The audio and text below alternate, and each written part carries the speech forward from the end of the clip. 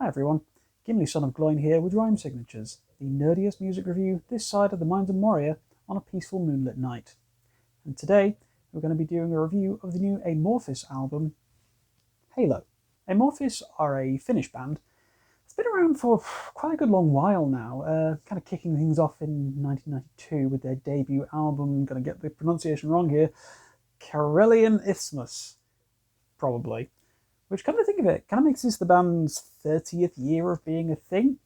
And they're bringing to us now their 14th studio record, and the 8th record with Tommy Judson on vocals. Very much the veterans of their sound at this point in their career, Amorphis know exactly what they want to bring to the table with Halo. And the band really does hit the ground running here, especially with the first 3 songs off the album, with Northwards, On the Dark Waters, and The Moon, really setting the stage for what the listener can expect from this album.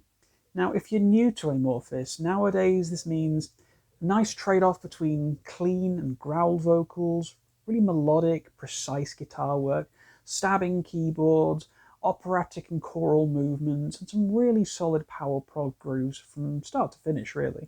The band clearly aren't looking to reinvent the wheel here, but this is very much a case of if it ain't broke, don't fix it. Amorphis have developed a very particular style that's worked quite well for them, and this has been especially prevalent in their work since 2006, kind of a bit of a breakthrough album, Skyforger, which remains, to this date at least, my absolute favourite record by the band, as well as kind of where I started off with them after I first heard From the Heaven of My Heart on some random YouTube video. Can't remember what it was now, back in the day. And I've been kind of hooked ever since. I mean, seriously, that's still probably my favourite song of theirs, and you really should check it out if you haven't already. There is quite a lot to enjoy on this album. I mean, lead single The Moon, for example, is heaps of fun. It's got some really addictive riffing, some great soothing, gentler passages interspersed amongst the soaring vocals, easily finding itself as my early contender for Earworm of the Year.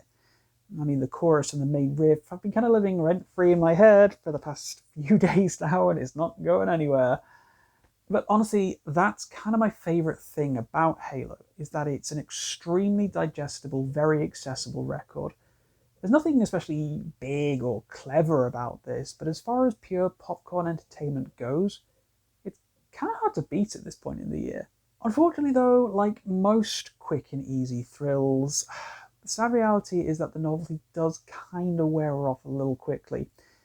As much fun as Halo is, it has to be said the record's not without its faults.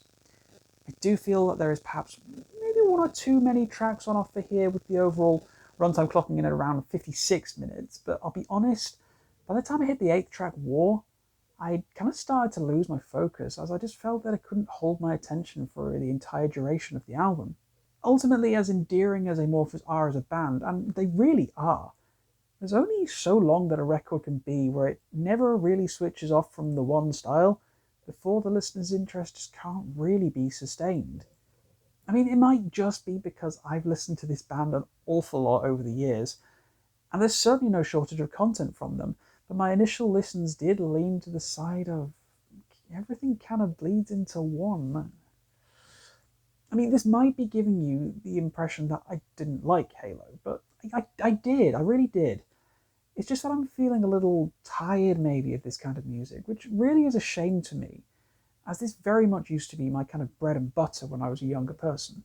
But for a newer fan, or anyone curious about this kind of melodic power prog death metal, I can hardly recommend Halo.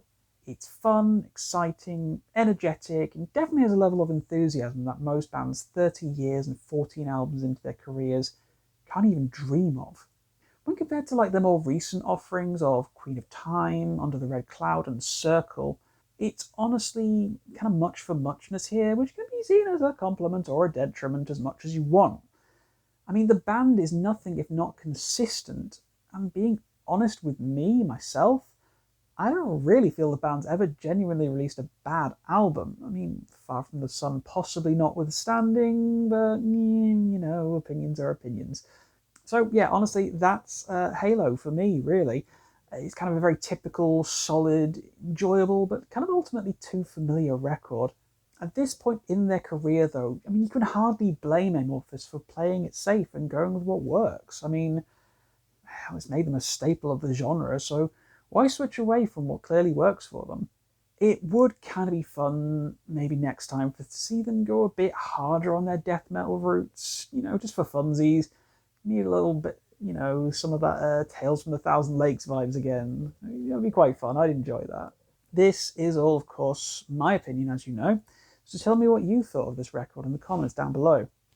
If you have anything you've listened to this year you think I should check out, and let me know and I might get around to giving it my own thoughts. If you like this video, please do share it with anyone who you think might enjoy it, and please do consider subscribing for more content. Until next time, keep your rhyme signatures odd.